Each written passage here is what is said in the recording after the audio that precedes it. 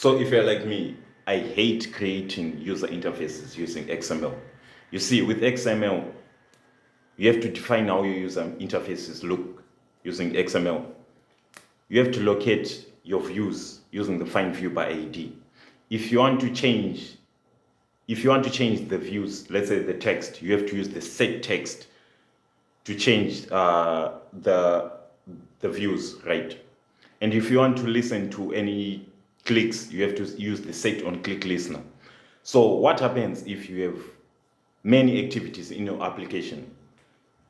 It's very easy to forget to do one of these steps, and that might lead to null point exception errors.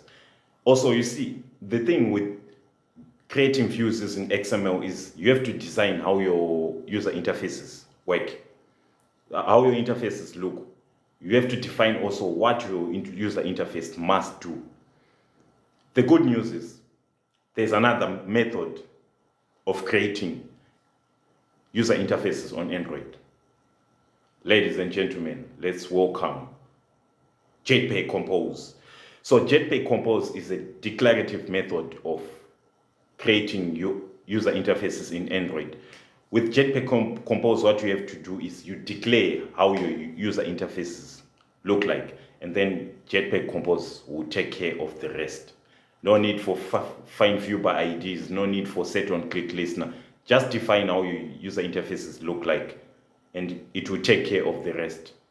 Save you tons of time declaring XMLs, trying to find the view by IDs, all that nonsense. There's nothing like that in Jetpack Compose. So in the next videos, I'll be showing you how to create user interfaces using Jetpack Compose. So make sure you check on my next video on writing your first user interface using Jetpack Compose.